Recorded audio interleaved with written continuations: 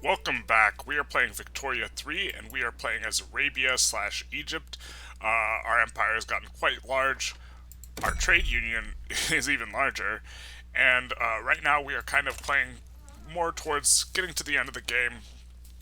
We're trying to get the global hegemony thing. More challenges will appear eventually, but it's been eventually for forever. And we've currently instigated a war against France, which we expect to handedly win. Except, I think we want to fight Austria too. So this might make things difficult. We actually might need to build more of a military. Which has me thinking where we want to put it. We're going to go to... So your military gets sorted out by strategic regions. And I think we want to expand Arabia's military. And so, like, the question is where do we want to put Arabia's military? Alternatively, we could build an Ethiopian contingent. Or continue to expand the North Africa contingent. But the point is if we decide to defend Persia, which I kind of want to do because they're inside of our market, we're going to be fighting on two fronts, which will maybe make the game interesting, trying to push stuff a bit. We also are currently going to war for the Panama province, so we can build the Panama Canal. So we're going to need a lot more of these. Oh, cool, we're already building more, but we're going to need more and more. And we've kind of decided to establish Basara as our second capital, because we could afford another tax if we wanted to, but I decided to encourage manufacturing in Basara instead. And so Basara is going to start getting really efficient. Everything in Basara is set to auto-expand. We're setting to build every type of manufacturing there. I kind of like it because it's coastal, and we are already winding up the military in Basara. Why don't we then do this? Kick a few of these to the front. If I click Alt-Shift, will it kick it to the front? No, it won't. So I have to hold Alt. I can't Q5 to the front. Alright, and the game is getting really choppy at this point as well.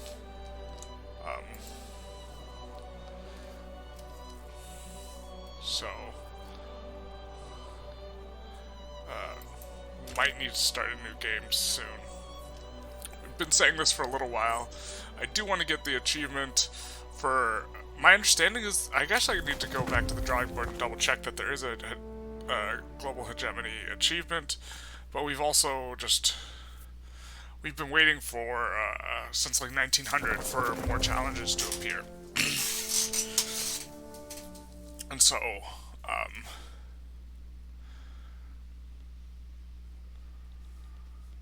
yeah, I mean, we are just handedly the strongest nation in the world. It's not even close. And so, perhaps it is time to pack it in.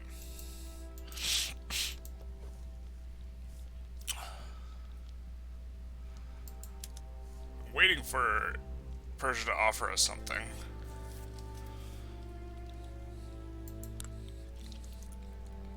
Oh, great Shing joins Persia, and now Persia's cocky.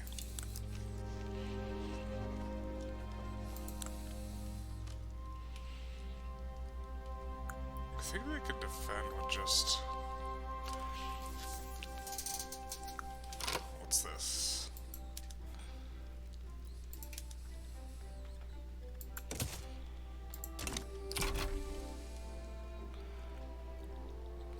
Yeah, we have an enormous queue of 260. Actually, why don't we go full burr, though? Because, why not? And turn on arc welding on everything. This, of course, will be quite expensive. Actually, let's gradually go full burr. You can turn it on in Lower Egypt first. There's another place that has it on right now, And so that adds 300 construction, which is a lot.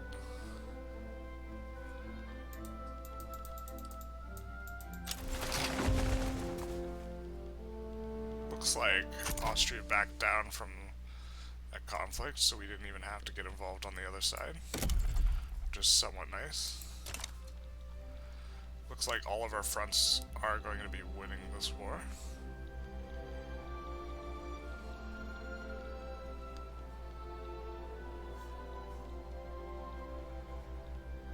Yeah, something that's interesting, like later on as you get into the later military PMs,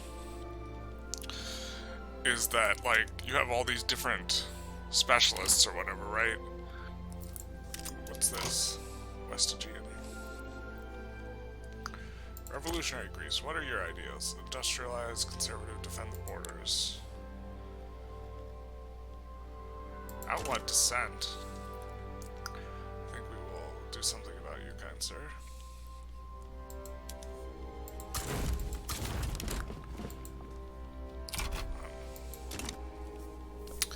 But, what was I saying? All these different production methods are, like, pretty interesting, and I think that, from a UI perspective, they're actually a pain in the ass to implement, and so I don't know,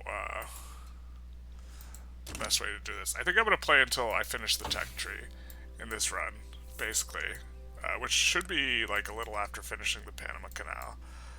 Currently, or are we working on the last tech? Maybe we'll finish the Panama Canal and see if we get anything from that.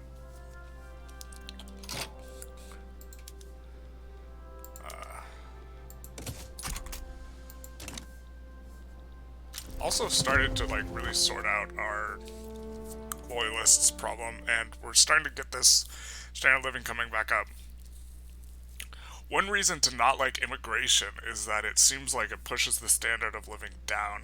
If you notice, there's a strong correlation between when this standard of living started flattening and this huge uptick. And that makes a lot of sense because there's more labor, so you don't have to pay people as much. And so, like, the protectionism stuff gets, helps to get, pushed. And so it makes sense. Everything with this game is like, there's just a lot of moving parts that move in a way that is, very aesthetic.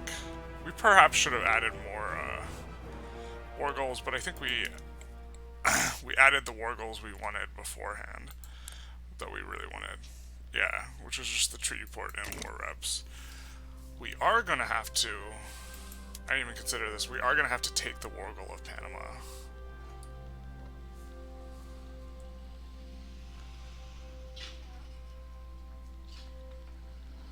So what, I wish it said on them what front he's from. He's from North Africa, is it?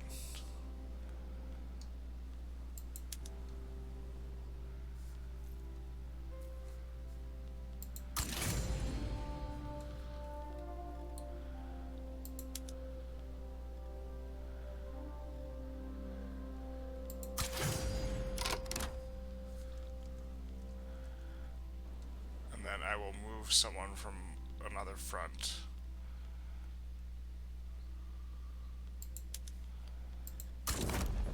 Over here. Okay. Starting to clear out this queue. I'm tempted to just go full Burr mode just for fun.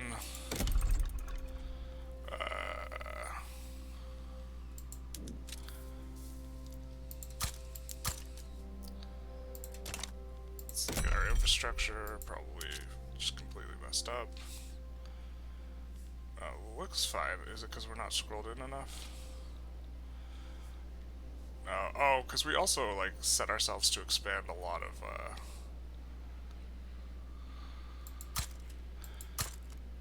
we are actually trying to bring down, our pups are consuming a decent amount of transportation now, so we're trying to bring it down a little in order to increase standard of living.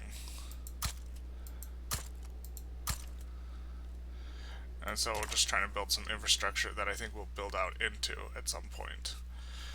Also have a ton of trade routes going, so...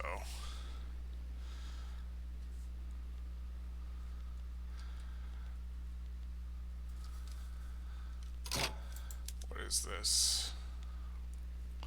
Communist Bavaria.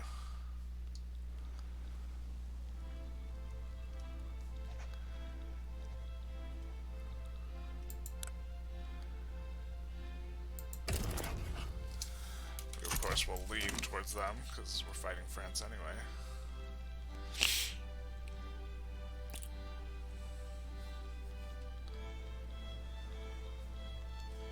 And I think we didn't place our navy very well yet.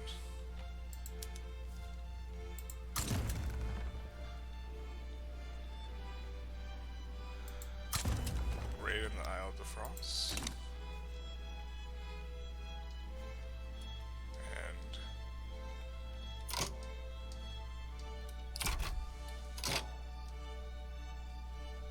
I think our 15 stacks were also better for raiding.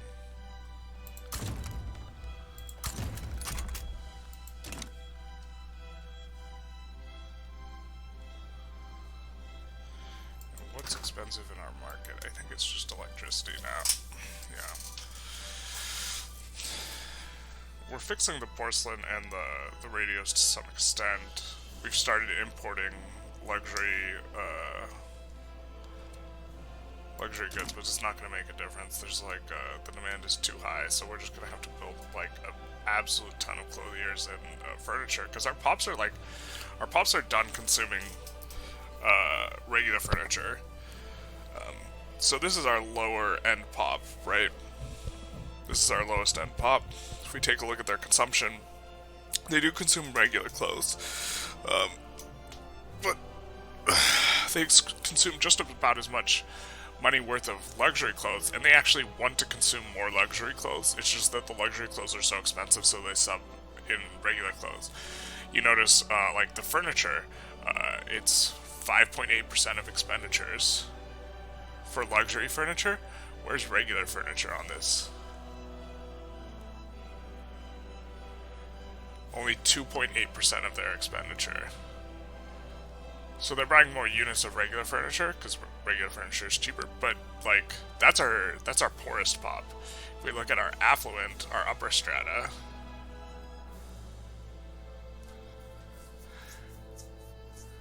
where do we have to go? Regular clothes is down here at less than 1%, and furniture less like 0.3%. So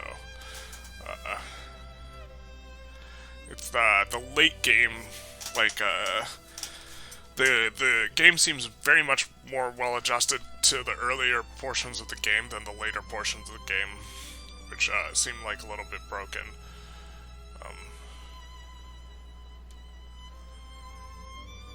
Not like super broken, so.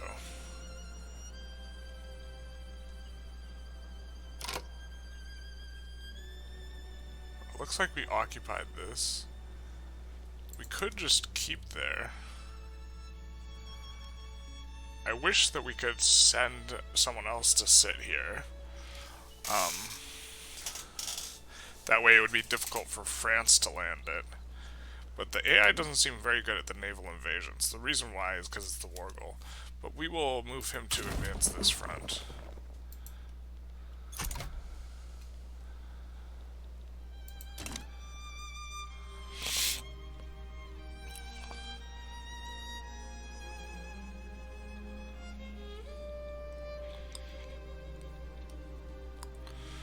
A bunch of generals are moving. I wonder if that's because, yeah, I finished taking this down here.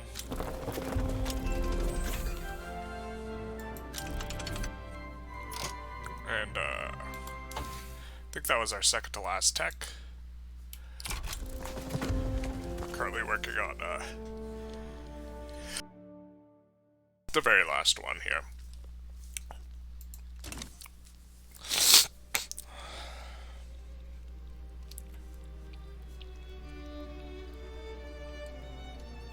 I'm gonna take a look at infrastructure. Yikes. I'm already building some, but I'm just gonna build it up to 10, and I'm gonna put the other ones at the front of the queue. Ooh, you needed some too.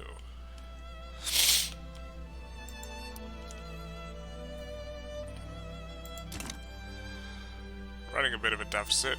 I think if we raise taxes, we can go full burr, but we're also trying to keep our standard of living high. I really love the standard of living map mode. It makes me happy. Not the radicals map mode.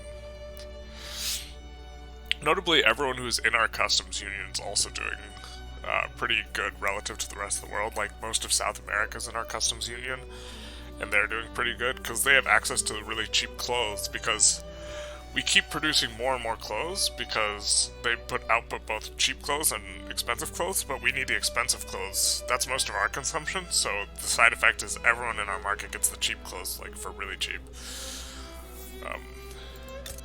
Trying to get United States into our market. That's what all these subsidizing is doing, or the bankrolling. Montenegro joined Italy's market, so I guess we could stop bankrolling them. We don't have an obligation from the US. Once we get one, because we're bankrolling them, we will bring them in. The Japanese shogunate seems to be bugged in that we cannot trade with them. See if we open up a trade lens and we try and, let's say, import fabric from them, which is something we would want to do. It won't let us click it. It said it would be 0.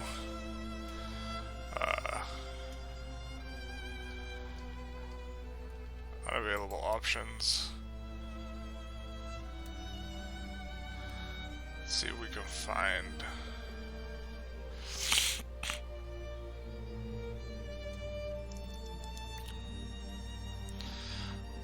But they are not embargoing us, so it doesn't make sense. Unless they are in another market. Oh, they are having problems with market access in their capital. So that means they're in someone else's market. This is something we looked at. Customs Union. Oh, they're inside Russia's customs union. Well, that's no good for them. Also no good for us. Alright, let's see how the war is going. Good for us, I assume. Question is how good.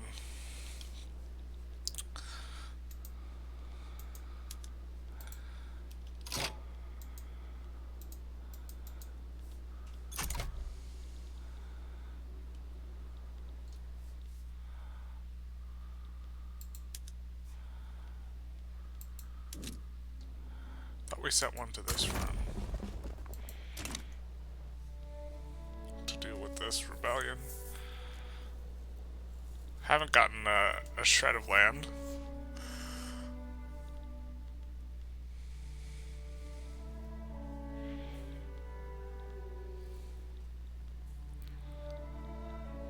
Our GDP's gone down quite sharply.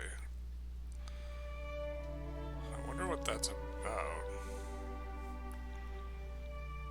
Interesting.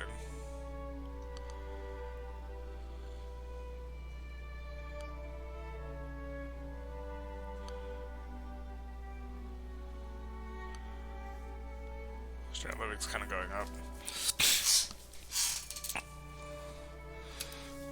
Because we're going to up the speed a little. The lag is pretty manifest now. I think we want more fruit.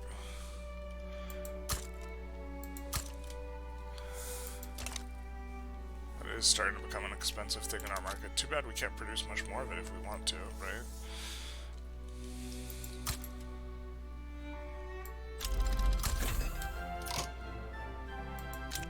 We now have all the techs in the game, so in theory we would want to switch to outlawed dissent. There's actually a decent amount of support for it, but I think this will radicalize groups that we want happy. So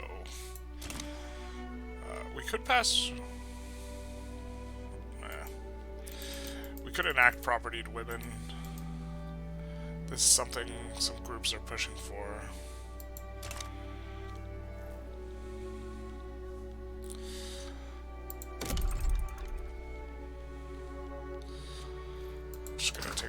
goods. What's expensive? Fine art we are adding up to more. Wine is a bit expensive. We can switch over some of the production, and the rest is like goods that are not something we could do much about easy, because they're like resources that we can't expand to. So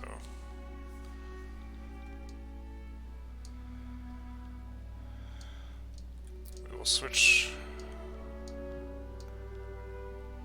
Tunisia. Wow, a lot of these are actually making wine now. If I just switched all of these over to wine, what would that look like? In terms of,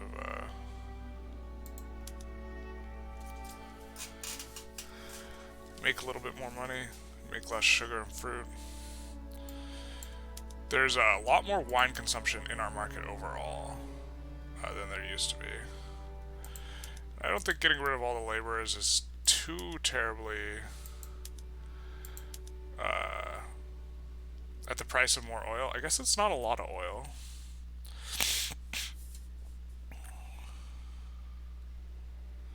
It's gonna fire a bunch of laborers, which they don't like when you do that.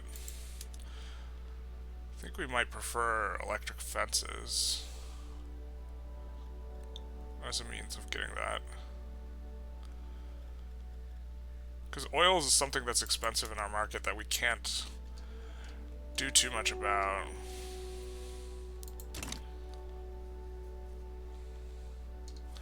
What's this?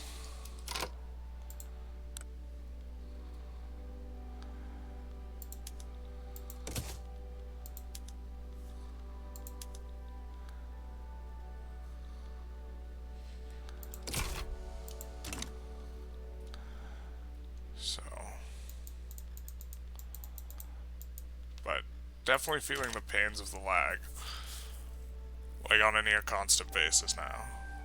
So maybe this is the last war we fight.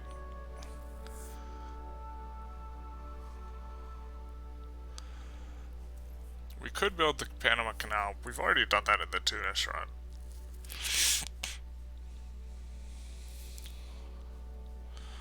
Our pop just keeps going up and up, just like a straight line.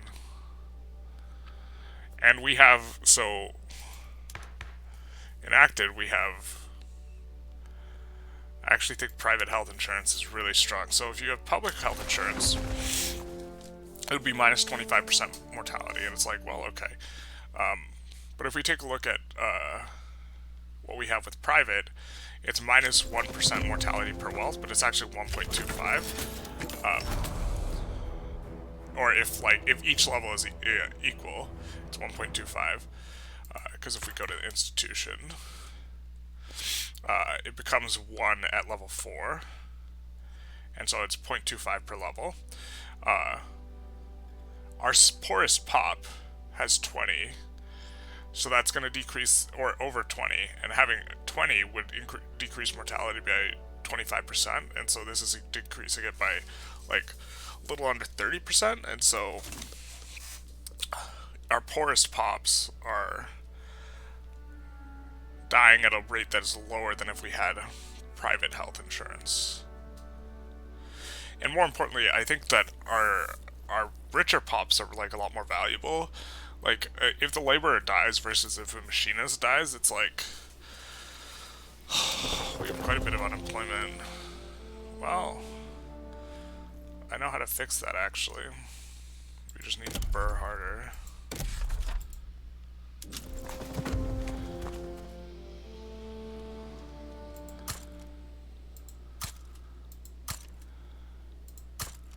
Okay. That should fix that, and holy lag. Yeah, we just need to turn on more construction. It's actually gonna fire people to... It hires like machinists instead. But I think that we use a decent amount of laborers on like plantations and stuff now, so let's try and see if we can expand some of that stuff.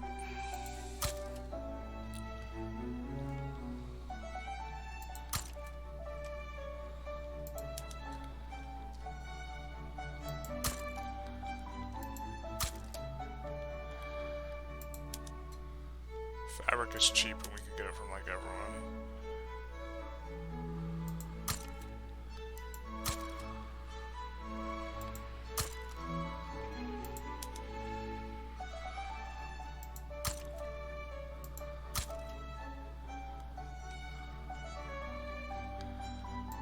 Should just turn on auto expand like on everything. Alright, back to looking at the war. Making significant progress. It looks like they're not landing Panama, so we're probably going to enforce really slow progress here, though. We've only taken this little piece of dirt. I think they have trench guys. We'll be able to see once there's a war. I think they're willing, yeah, they're willing to give us everything we want, so we will take it.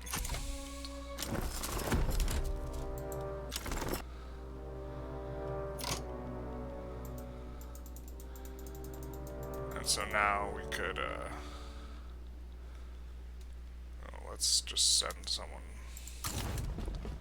here, even though we should be set. And we picked up Panama. So, we could now, if we want, lag into oblivion is what we can do. I clicked it. Okay. Oh, we don't have the...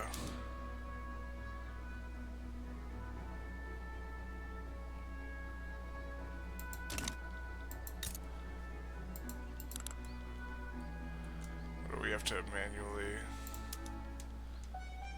Where's Panama Canal?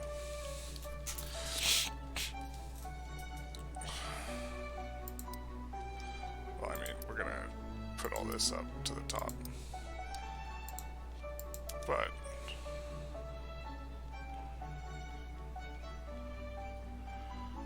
Oh, is it because this is... Well, this is a little silly. This is a treaty port. Oh, wait, here it is.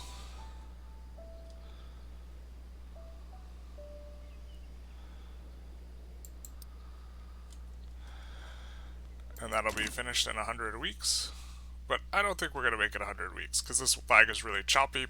So we're going to talk a little bit about this run, and a little bit about Egypt, and a little bit about an outro, and then I think I'm going to call this the last episode of this run, although I guess we could maybe come back to it. There's another 15 years till the end date, but there's really no end date anymore. So let's quickly just do a rundown of everything. If we just take a look at major powers list, prestige, we're way ahead. GDP, way ahead. Standard of living, decently ahead, and kind of approaching the population of some of these other countries. We take a look at the market. I think this is a big driver of population, and it's probably something that needs a little bit of balance. If you, like, liberalize your country... I'm trying to get it to... If you liberalize your country and then you get people into your market, you can just drink their milkshake and take a whole bunch of pops and, like, get enormous population growth. Like, that's a huge annual growth. Something that I liked about the late game is we started to get a lot of radicals, and it was like difficult to bring down the radicals. It felt a little bit dynamic and interesting, and it came down to like having to pass laws that we didn't want to pass. Specifically, we wanted laissez-faire more than the other system. But trade unions really opposed it, and they were getting restless. And interventionalism, no one opposes interventionalism. And so this just makes our pops happier. And so having to pass an inefficient law was nice. Egypt in particular seemed interesting, and I've talked about this a little bit before, but you can colonize into the Congo and have railroads all the way through, which... It seems like they are the only country that is in this particular position, although where are my railroads? Oh, that's a river. Yeah, that's a railroad. Okay. I guess it's... This is how everything's getting here, and then... But why are there no railroads here? But there's railroads here. Okay. but everything's connected in a way that's nice and easy to like go into the Congo, and you don't have to worry about getting cut off, which has happened to me in like 2 of my other runs. Is the European great powers cut you off, they have larger pops, so they colonize way faster, and the colonization is like broken right now because if you antagonize the natives, you just get to take the whole thing. Okay. A big part of the game early on was like beating down the Ottomans, and then later on having access to the oil, which seems to be like what becomes major factor late game. Having access to this in Arabia was really nice. Russia will have it later as well, so that's nice for them. We also took the oil down there, and we have these guys in our trade union. That's a lot of also what we did was expanding our trade union as much as possible. I discovered that, well, if we take a look at the Americans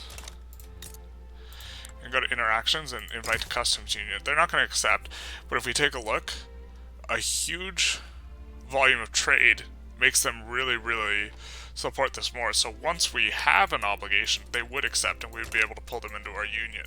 And so once you get powerful and like a really large market, especially if you have cheap consumer goods, it seems like you can dump consumer goods into someone's market, like clothes and furniture, and then get that score way higher and then pull them into your market entirely. Especially if you can afford to bankroll them, and then pull them in, which is how we got basically all of the Americas. We have the holdout of the United States, but if we owed them an obligation, they would do it. And which is how we're like increasing our pop, and we're just siphoning off pops to them, to our country, because there's such a big difference in standard of living. And so, yeah, so this has been interesting. We wanted to get the global hegemony achievement. I think it's bugged, because more challenges will appear eventually, except none have been forthcoming, and we've been here for the past 20 years in game time, and so I don't think it's going to happen. I think we're just going to save this up as Arabia finish.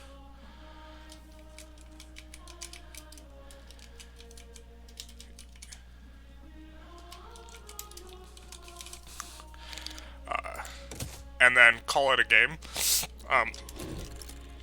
A lot of the systems start to break down, kind of, it seems, as you get in the later game, especially once all the texts have been researched.